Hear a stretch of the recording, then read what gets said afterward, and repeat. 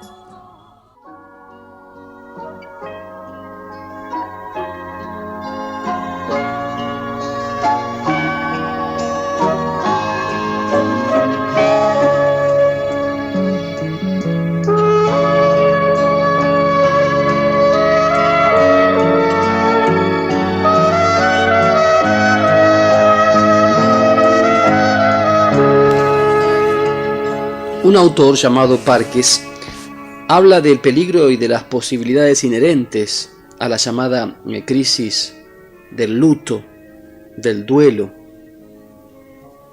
Dice, bajo muchos aspectos el duelo puede considerarse como una enfermedad, pero puede asimismo comportar una consolidación. Exactamente igual que los huesos rotos pueden al final resultar más fuertes que los sanos. Así también la experiencia del duelo puede robustecer y hacer más maduros a aquellos que anteriormente habían vivido al abrigo de la desgracia. Otro autor, Warden, establece 4 elementos en el proceso del duelo que parecen resumir las etapas esenciales para desprenderse del pasado y crecer en nuevas direcciones. La primera, o el primer elemento, es aceptar la realidad de la pérdida. Es la premisa más evidente, pero el paso más difícil. Hay resistencias a breve y largo plazo a la hora de aceptar la irreversibilidad de la pérdida. Esta resistencia sobre todo se da en los familiares que han perdido un ser querido en forma imprevista. Recuerdo a una viuda a la que había acompañado a urgencias para ver los despojos de su marido. Tras un momento de estupor ante el cuerpo exánime, reaccionaba sacudiéndolo y gritando: «¡Vamos, Mario, levántate! Te he dicho que te despiertes. Deja de portarte así». Reacción comprensible en aquel momento. Más preocupante es el comportamiento que el psiquiatra Gore califica de momificación y que se manifiesta en la tendencia de los supervivientes a mantener lo que pertenecía al difunto en una condición momificada. Vestidos, ropa, artículos personales son conservados como objetos venerados o venerables. Al nivel social, el rechazo de la muerte encuentra una expresión estridente en el fenómeno que se ha impuesto en los últimos años de la hibernación, es decir, de la congelación de los cadáveres en costosas cámaras frigoríficas, a la espera que se descubran las curas para devolverles la vida. Aceptar la muerte quiere decir reconciliarse con la propia mortalidad y con la realidad de que el ser querido ya no existe físicamente. Un índice de que la persona de luto empieza a aceptar la pérdida se tiene cuando la persona comienza a hablar del difunto en términos de muerte o de soledad personal. Podrá hacer observaciones como, por ejemplo: «Apenas si empiezo a darme cuenta de que él ha muerto», o bien «La casa parece casi vacía», o «Me daba la impresión de que todo había desaparecido de mi vista». Cuando la pérdida se transforma real en estos términos, el sufrimiento de estar solos o de tener que enfrentarse a un nuevo día sin el cónyuge desaparecido, por ejemplo, empieza a ser sentida y expresada. Un mensaje que he enviado a padres que guardaban luto por la muerte de un hijo sintetiza perfectamente esta frase inicial de duelo. Es tan difícil aceptar que no volveremos a verte en esta vida. Tu permanencia entre nosotros ha sido muy breve. Qué duro es dejarse y seguir viviendo. Encontramos consuelo en aquellos que visitan nuestro dolor y nos hablan de ti, contando cosas que nunca habíamos sabido. Sí, entonces el eco de tu presencia nos regenera y sostiene. Nos esforzamos para que ante el misterio de tu muerte sea el amor y no el dolor el que guíe nuestro camino. ¿Qué no haríamos por tenerte todavía cerca? Nos haces mucha falta, pero no estamos solos. Dios comprende nuestro dolor porque también Él sufrió la muerte de su Hijo. Y aquel Viernes Santo transformó la oscuridad de la noche en el alba de una nueva vida. Vivamos confiados en la esperanza de reencontrarnos un día para permanecer siempre juntos.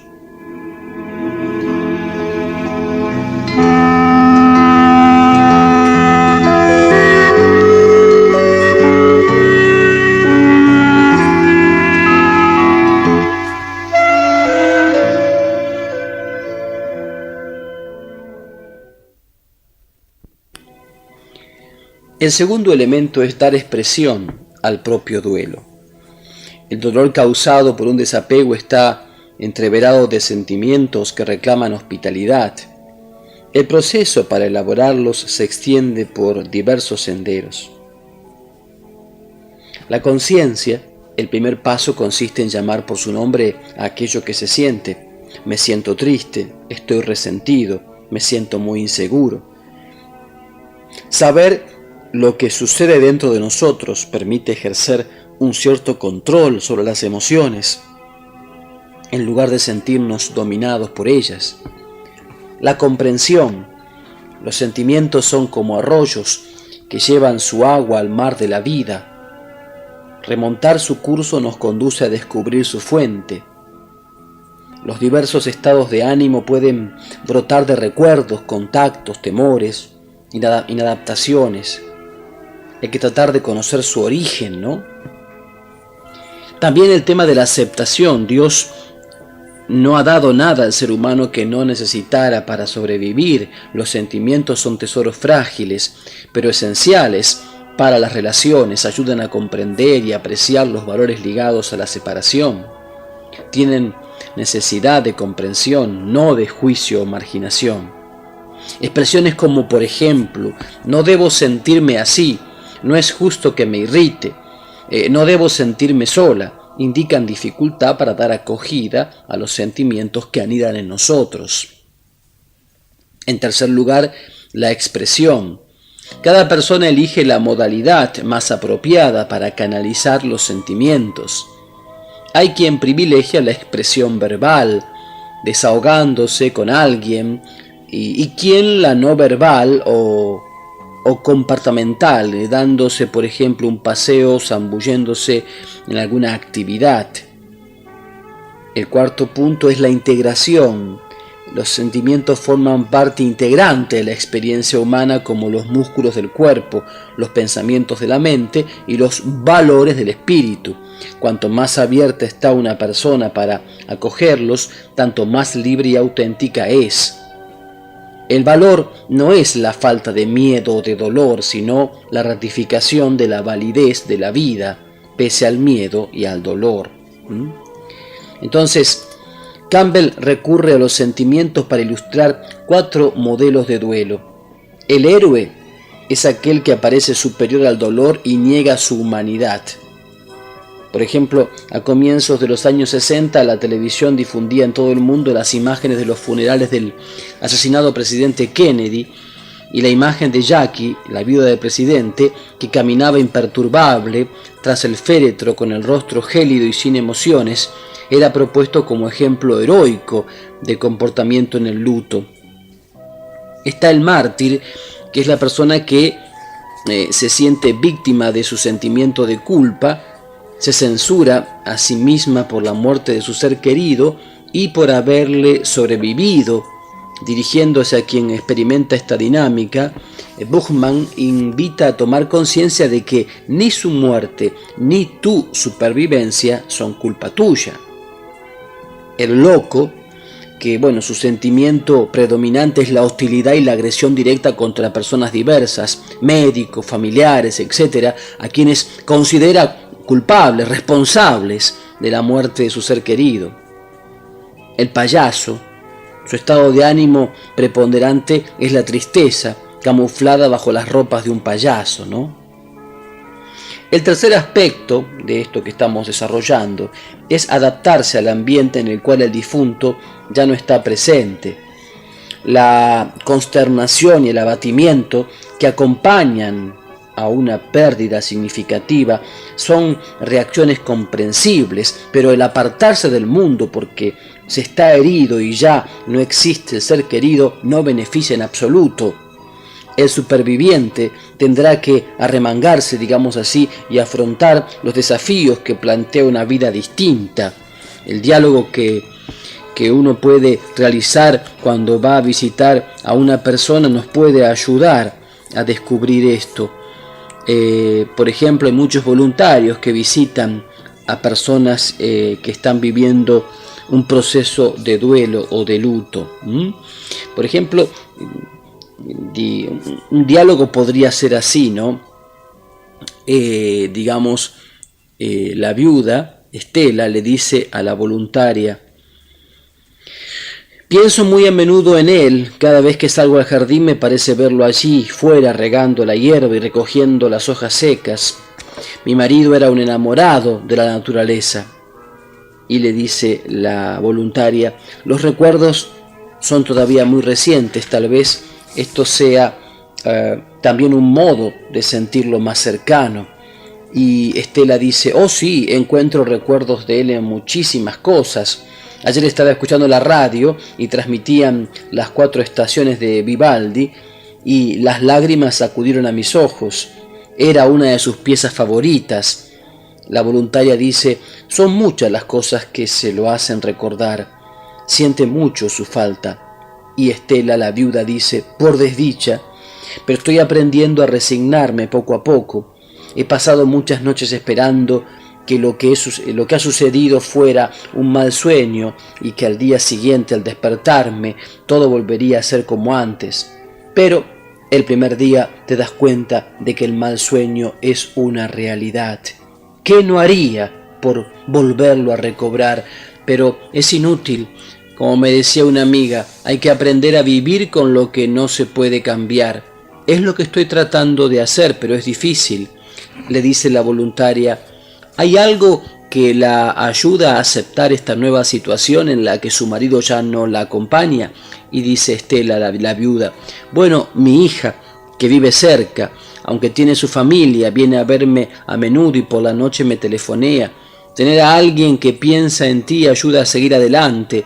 Además, he trabado amistad con la señora Álvarez, no sé si la conoce, la que perdió al marido hace 2 años. Hemos salido juntas en un par de ocasiones, me ha hecho bien, me ha pedido también que la acompañe al grupo de San Vicente, que es un grupo de autoayuda para personas que han perdido seres queridos, pero le he respondido que aún no estoy preparada, pero quién sabe, quizá algún día.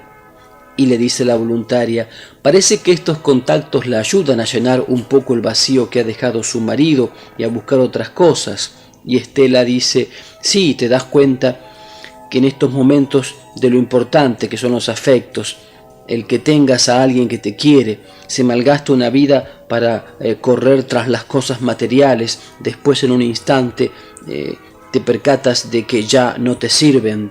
Si no tienes a alguien que se interesa por ti, los millones no valen para nada. Y entonces la voluntaria dice, sí, a veces las desgracias cambian un poco nuestras perspectivas y enfoques acerca de las cosas, las personas, la vida, Dios. Sí, dice Estela, la muerte lo cambia todo. Cuando perdí a mi marido es como si me hubieran arrancado un pedazo del corazón.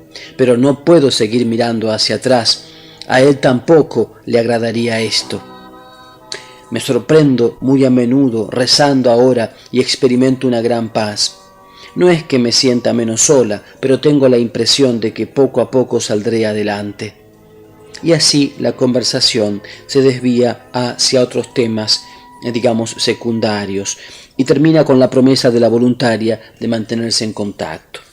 Como vemos, en este encuentro, la voluntaria demuestra haber aprendido el arte de escuchar y del acompañamiento. No hace discursos, no hace escenas. Esto es importante para toda aquella persona que también va a visitar a otra persona que ha perdido un ser querido. Y fíjense cómo la viuda debe articular perfectamente su duelo tanto en el rescate de recuerdos significativos como en la adaptación a una nueva situación en la que se divisan signos evidentes de recuperación. Y así podríamos tener muchos ejemplos. Pero para continuar con lo que habíamos iniciado justamente al inicio de este tema, que habíamos desarrollado 4 puntos, ¿se acuerdan? 4 etapas esenciales para desprenderse del pasado y crecer en nuevas direcciones. Bueno, vamos a ver la última, la 4ª, que es invertir la energía emotiva en otras relaciones.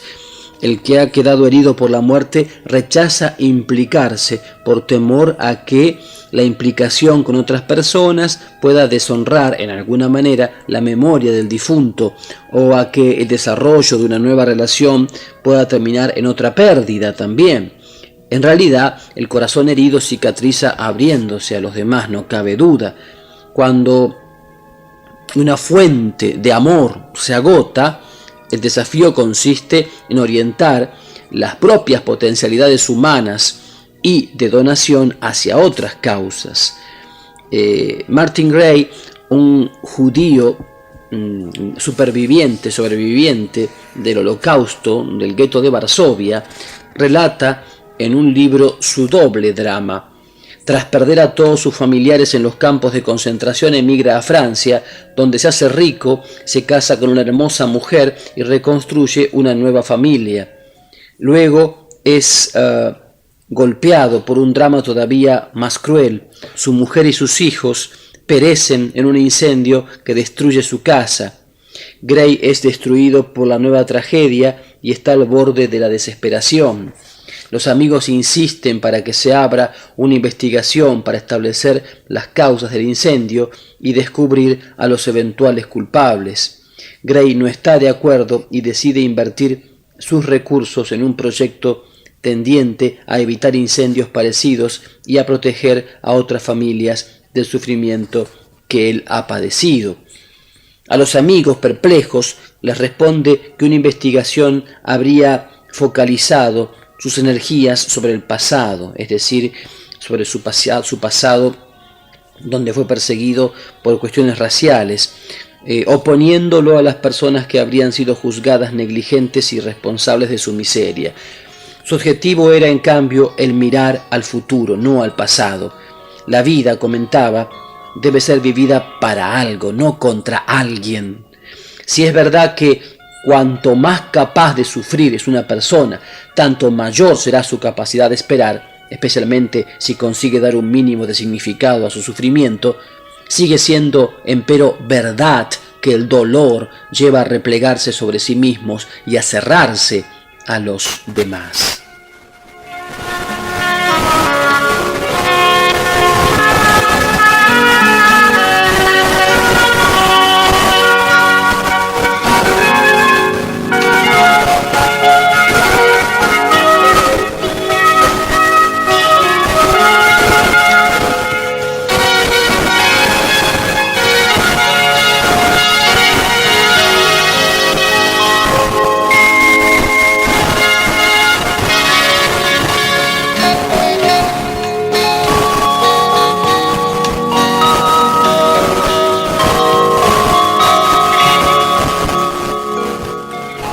El vocabulario de la esperanza. La opción de amar a alguien va siempre acompañada por la proyección del sufrimiento. Decía una vez una artista francesa, Mireille d'Arc, decía: desde que comencé a amar, comencé a sufrir, porque amar supone comprometerse con el otro, jugarse por el otro, estar pendiente del otro. Eso supone ciertamente un sufrimiento, un desgaste, pero un desgaste y un sufrimiento gozoso, alegre. También pronto o tarde llega el momento de decir adiós. Entonces el amor tiene un rostro distinto del dolor. De improviso el pasado te envuelve con sus recuerdos, el presente se impregna de soledad y el futuro se perfila cargado de incertidumbres. El dolor, igual que el amor, tiene sus ritmos. El proceso de curación requiere tiempo, pero el tiempo por sí solo no hace milagros.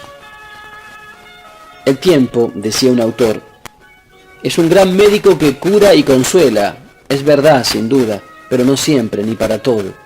Puede curar una depresión, una decepción, borrar un recuerdo amoroso, desbloquear la memoria de un pensamiento molesto, de una pesadilla o una amargura. Pero hay dolores que no dependen del tiempo, inmóviles, enormes, 1000 veces más fuertes que nuestras capacidades de sufrir, siguen allí, inexorables, como puñales en el corazón. Prueben a preguntárselo a una madre y a un padre que hayan perdido a su hijo, dice este autor. El tiempo tiene sí el poder de curar las heridas, pero también de infectarlas. Si una persona de luto se encierra en su propio mundo, esperando que el tiempo mitigue las heridas y la amargura, se percatará de que el paso de los días no atenúa, sino que intensifica el duelo. Es el modo como viene empleado lo que transforma el tiempo en un médico, en un opresor. Por eso ahora vamos a ver un decálogo un decálogo para el que está de luto, un decálogo que nace de la experiencia de escucha de voces y testimonios de personas de luto, para delinear un itinerario de crecimiento basado en una utilización positiva del tiempo puesto al servicio de la esperanza.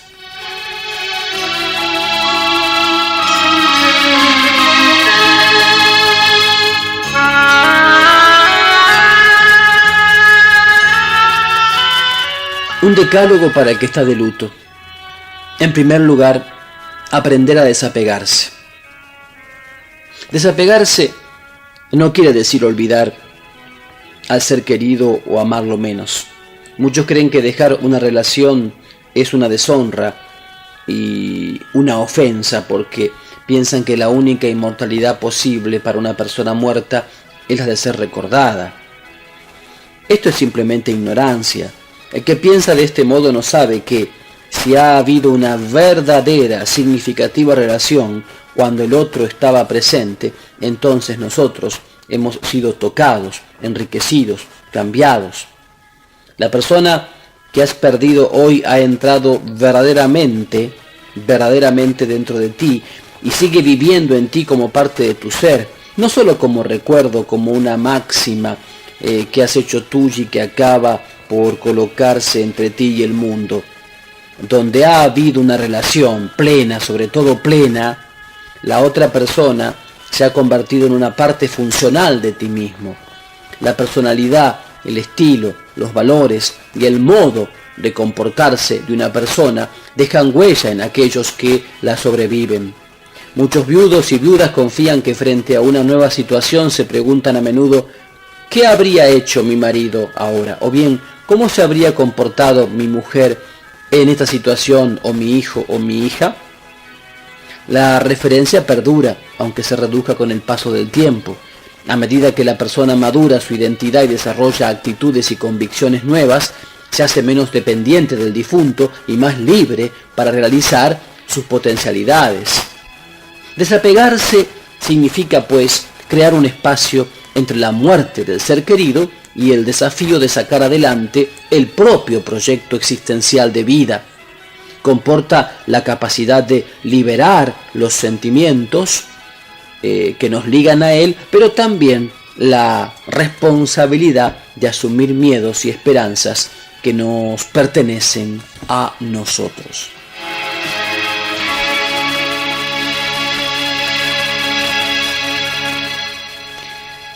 En segundo lugar, comunicar lo que se siente. La muerte acaba con una vida, no con una relación. La relación no termina con el divorcio, la separación, la muerte, la partida. Es decir, cuando ya no existe contacto entre las personas. Para que termine realmente es preciso que venga completada en su nivel de expresión. Puede haber una enorme cantidad de sentimientos inexpresados acumulados, antiguos resentimientos, heridas, culpas, acusaciones, y también sentimientos de estima, de aprecio y de amor que pueden haberse frustrado y que ahora lo están más aún por el simple hecho de que ya no existe el otro para poder expresarlos. Y no se trata solo de comunicar a alguien el aprecio, los resentimientos o el arrepentimiento ligados a la relación, sino también los sentimientos que brotan de la situación actual, de la soledad y de la incertidumbre.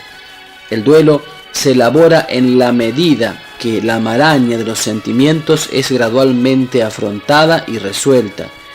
La vía para liberar el dolor consiste en dar voz a las propias reacciones y humores, entregándose a los rituales propios del cuerpo al transmitir las emociones humanas. Las lágrimas transmiten tristeza, el temblor, el miedo, un abrazo, el afecto y la sonrisa, el optimismo. Pero es importante encontrar a alguien con el que podamos desahogarnos también verbalmente. No siempre este alguien está presente o dispuesto a tolerar los recuerdos, como confirman estas amargas constataciones.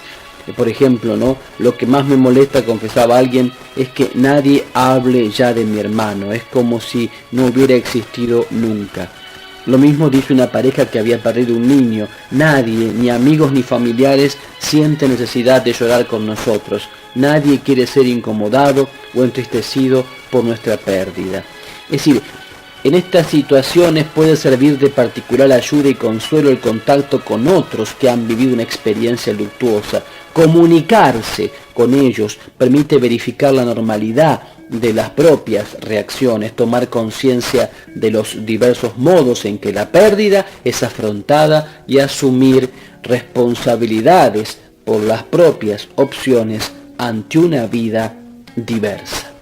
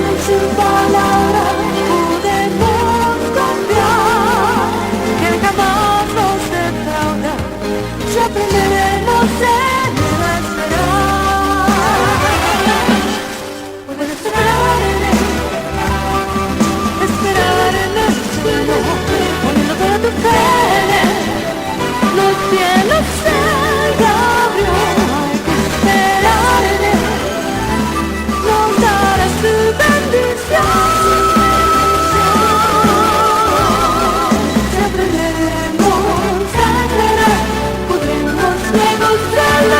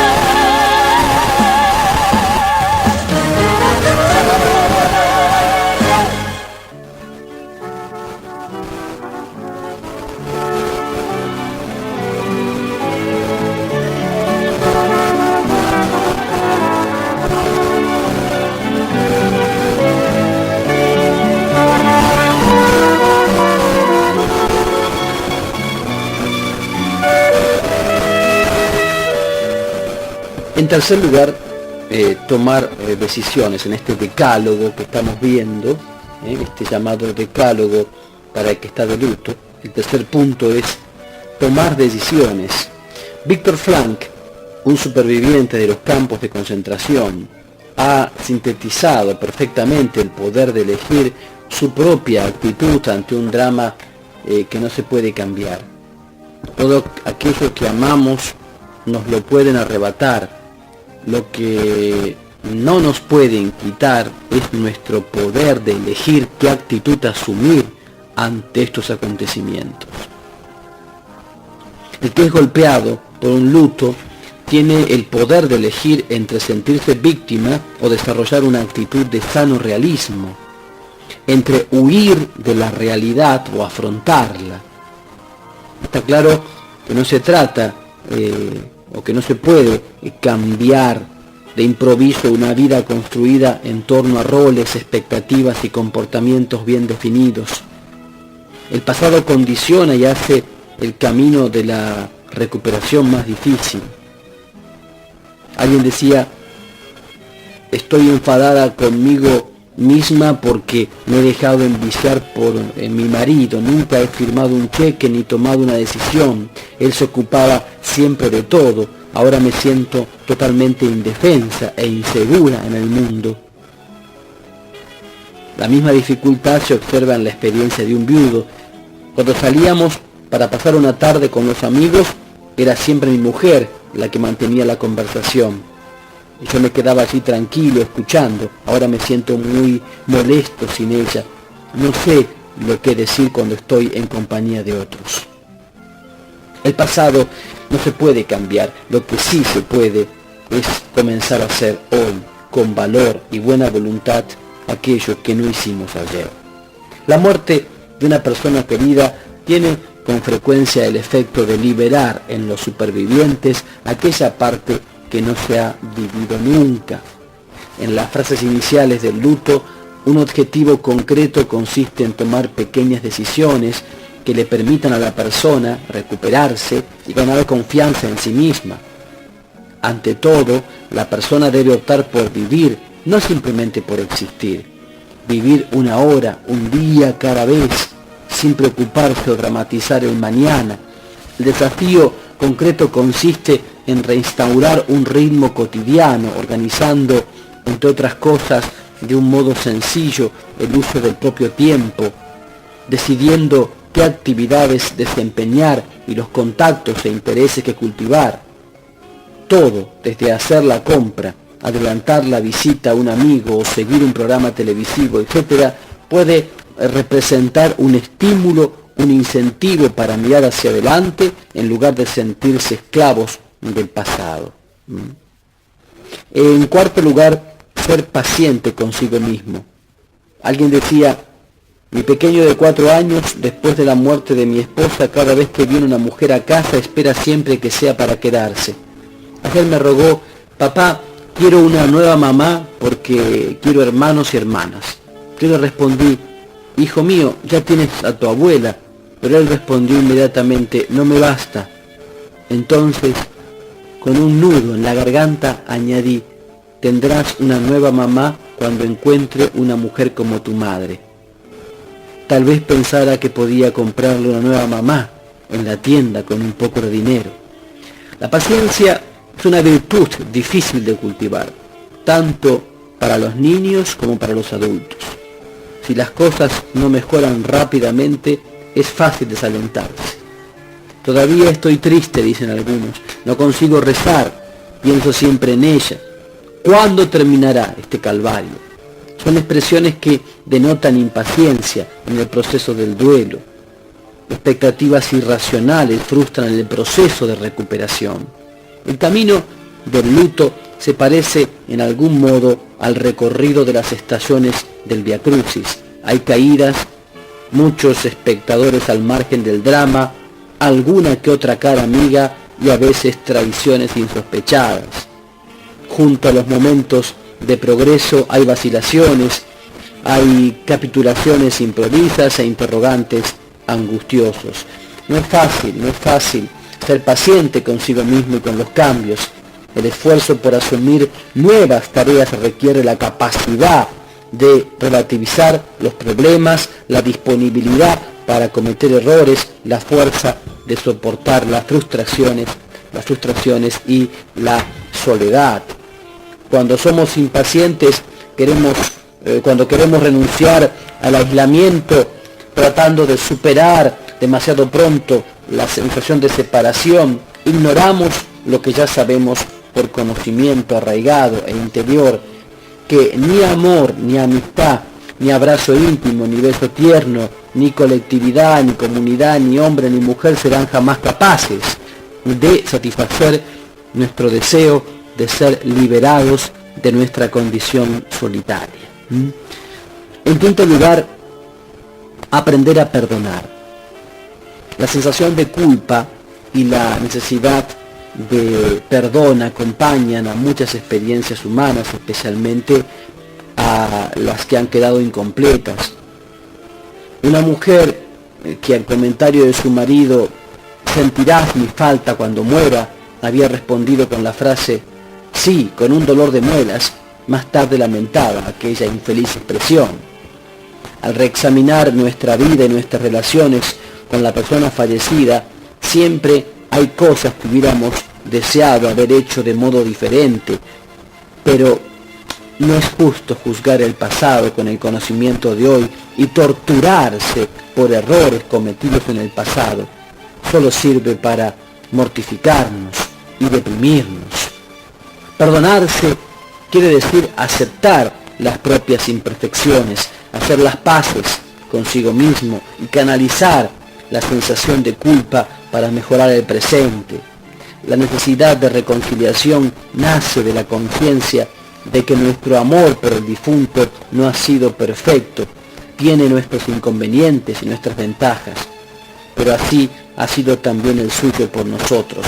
No hace falta idealizar al difunto, es mejor recordarlo tal como era, sin pretender que con la muerte se haya vuelto un santo, una persona perfecta. El que ha sufrido un luto debe aprender a perdonar también al prójimo por sus comentarios insensibles, por los errores que cometen o por los descuidos u olvidos que sufren. A veces la gente no es consciente de lo que otra persona está sufriendo. A aquellos que como él se han visto afectados por una separación y que pueden sentirse heridos por las distracciones del prójimo, hay un autor que les recuerda que probablemente en el pasado ellos mismos han podido comportarse de la misma manera con los otros que estaban también sumidos en el dolor.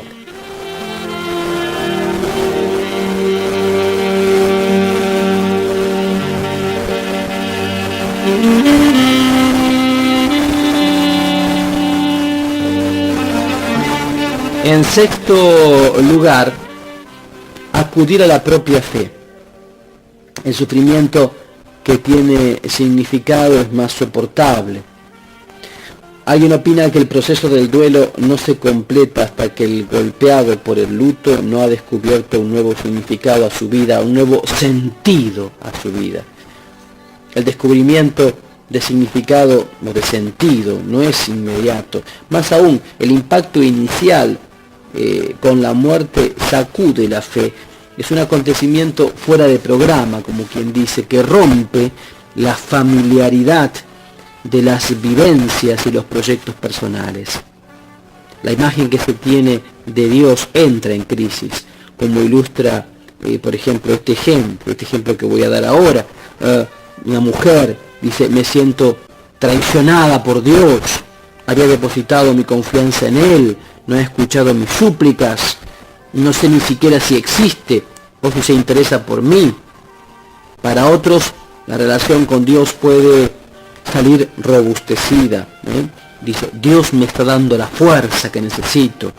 No sé lo que habría hecho si no hubiera tenido fe. En la oración es donde encuentro la paz.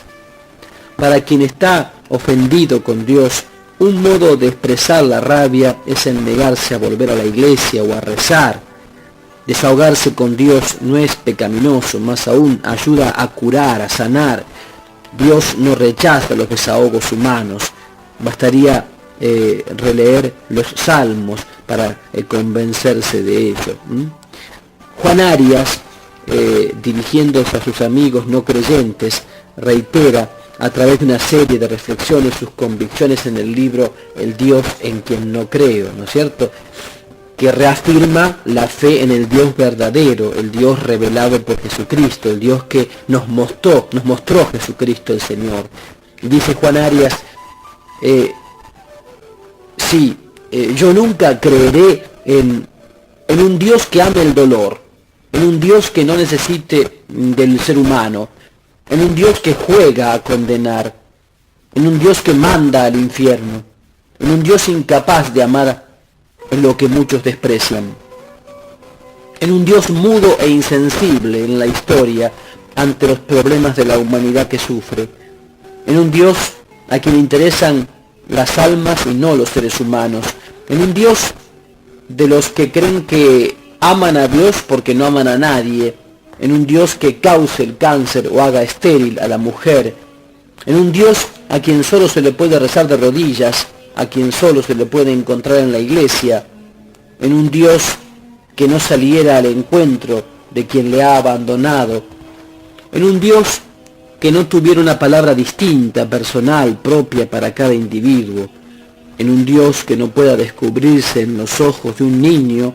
o de una mujer bonita o de una madre que llora, en un Dios que no tuviera misterios, que no fuera más grande que nosotros, en un Dios que aceptara por amigo a quien pasa por la tierra sin hacer feliz a nadie, en un Dios que no fuese amor y que no supiera transformar en amor cuanto toca, en un Dios que no hubiera nacido milagrosamente del vientre de una mujer, en un Dios en el que yo no pueda esperar contra toda esperanza. Sí, dice Juan Arias, mi Dios es el otro Dios.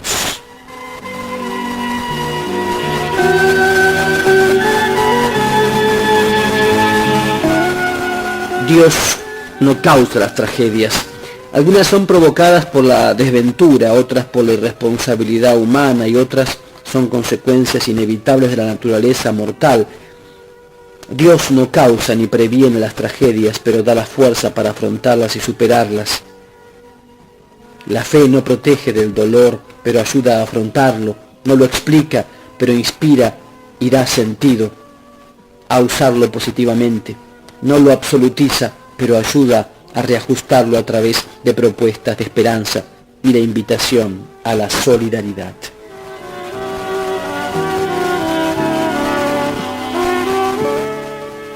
En séptimo lugar, creer en sí mismos. Dice, he trabajado 2 semanas en junio, no es mucho, pero es algo. He vuelto al trabajo por primera vez después de 2 años. Me ha hecho bien. Es estupendo sentirse útiles de nuevo. Decía alguien, ¿no? Y la confianza se promueve reiniciando actividades abandonadas o ampliando la esfera de los propios conocimientos. Por ejemplo, he ido a la biblioteca y he sacado un libro de la colección Hazlo tú mismo. He tomado la decisión de empapelar la cocina, una experiencia nueva para mí. Bueno, deberías ver cómo ha quedado. Me he sentido realmente orgullosa de mí mismo. Y así, ¿no?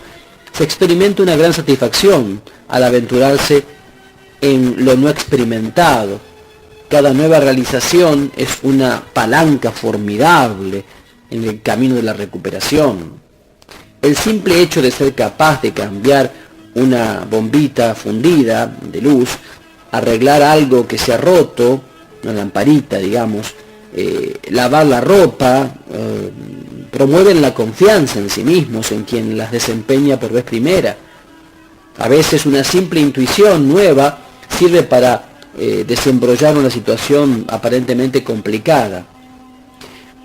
Recuerdo la anécdota de una viuda que se despertaba por las noches angustiada cuando su ademán de abrazar al marido no encontraba respuesta, y la conciencia de aquel vacío le impedía volverse a dormir. Finalmente tuvo la idea de dormir en el lado del marido y las cosas cambiaron al instante. Un cambio estructural había favorecido una adaptación psicológica. El sufrimiento entonces estimula asimismo la creatividad.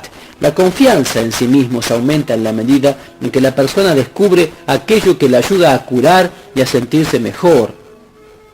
Llevar un diario, tomarse tiempo para leer o asistir a cursos estimulantes, participar en viajes, cultivar algún hobby, son todas las iniciativas encaminadas a conocerse mejor a sí mismos, a ejercer sus propias potencialidades y ampliar los propios horizontes. En octavo lugar, entablar nuevas relaciones. Si la fe ayuda a vivir, las nuevas relaciones permiten sin lugar a dudas seguir amando. Nadie es definido por una sola relación.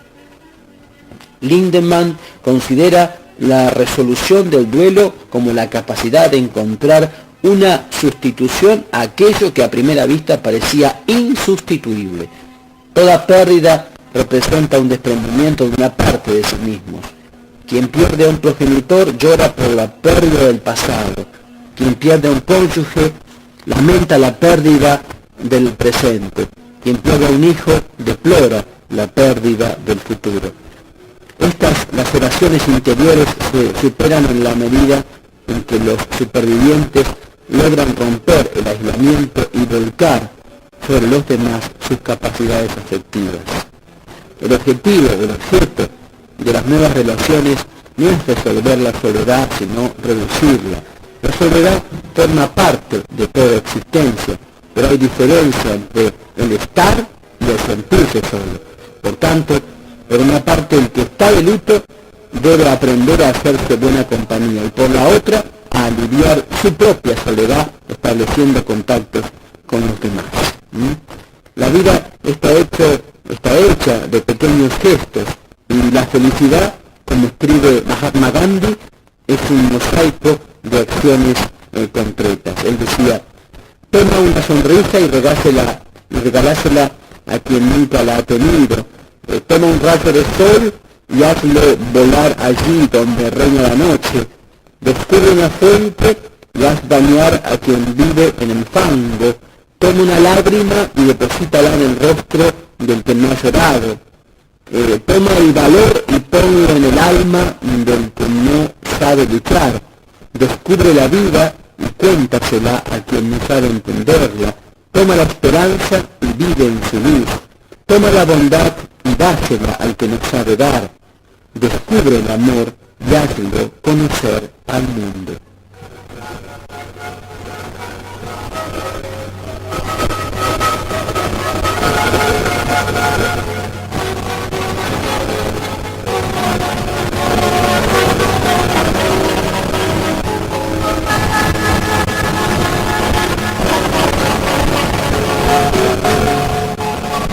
En noveno lugar, volver a sonreír. No se nace felices o infelices. Se aprende a ser felices en base al modo en que se afrontan las realidades de la vida. La felicidad de la persona no está ligada a la ausencia de problemas, de adversidades, sino a su capacidad de afrontarlos positivamente. La pérdida de un ser querido causa tristeza, pero esto no significa que las personas de luto están condenadas a la infelicidad para el resto de sus días. El mensaje que me envió una madre demuestra que la sonrisa es signo de curación. Dice: han pasado 13 meses después de la muerte de mi hija. Ya no existe el dolor constante, pero la herida y el vacío no dejan de estar presentes. Se trabaja para construir una vida nueva, pero siempre falta una parte. Pienso en ella todos los días, pero el recuerdo no está hecho solamente de lágrimas, sino también de sonrisas. Esto me ayuda a recordarla con un sentimiento de paz. Así es. La sonrisa ayuda a superar el dolor y a descubrir espacios de alegría y de optimismo en la vida cotidiana. Kant, el filósofo, la ve como uno de los dones que Dios ha dado al ser humano. Dice: en compensación de la humana miseria, el cielo ha otorgado al ser humano 3 grandes dones: el sueño, la sonrisa y la esperanza. La sonrisa puede brotar de los recuerdos y pensamientos que cruzan por la mente o de situaciones ridículas en las que la persona llega a encontrarse. Hay tantas razones para llorar como para reír en la vida. Y después de todo, hay siempre un poco de comedia en nuestras tragedias y un poco de tragedia en nuestras comedias, ¿no es cierto? El buen humor ayuda a endulzar los tragos amargos, a relativizar los contratiempos y a mantener la realidad en la perspectiva justa. La sonrisa es una medicina no solo para el espíritu, sino también para el cuerpo. Libera las tensiones internas y carga las baterías para los días sin sol. Como escribía Faber en un conocido mensaje suyo, una sonrisa no cuesta nada y produce mucho. Nadie es tan rico como para poder prescindir de ella y nadie es tan pobre que no pueda hacerlo. Si encuentras a alguien que no les da la espalda, la esperada sonrisa, sean generosos y dénsela a ustedes, porque nadie tiene tanta necesidad de sonrisa como aquel que no sabe dársela a los demás.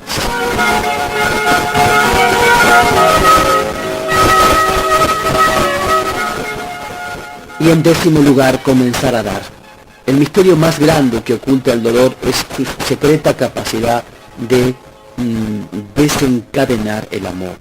El modo más eficaz de vencer la propia soledad y superar el dolor es implicarse en la soledad y en el dolor del prójimo.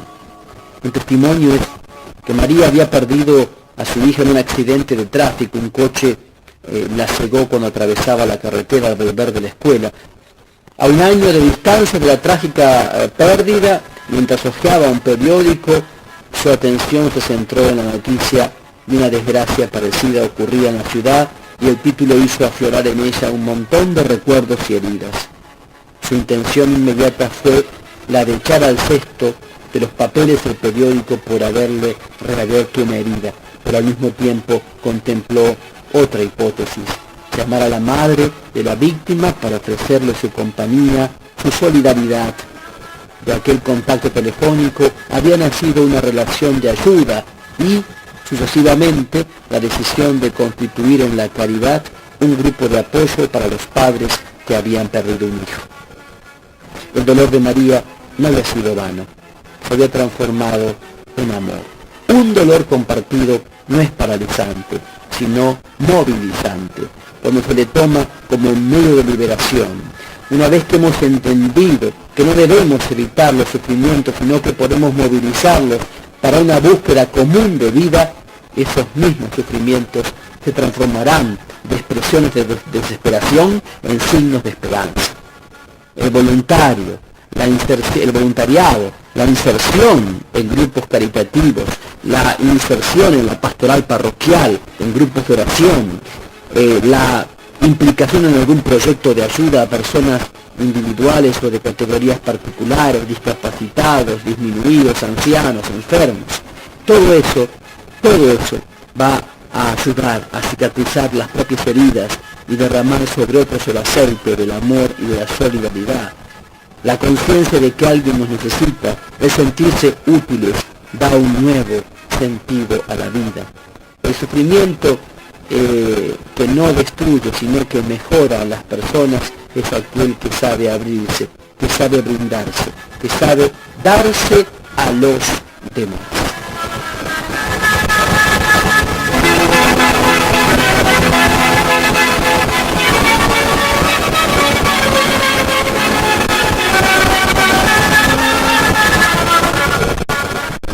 El luto, para quien lo vive personalmente y para quien trata de prestar ayuda, es un proceso que se vive con la humildad y la imprevisibilidad que toda expresión dolorosa importa.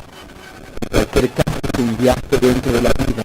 El destino de todo ser humano, pronto o tarde, tendrá que afrontar un viaje que recuerda la vulnerabilidad de los apegos y la inevitabilidad de la separación.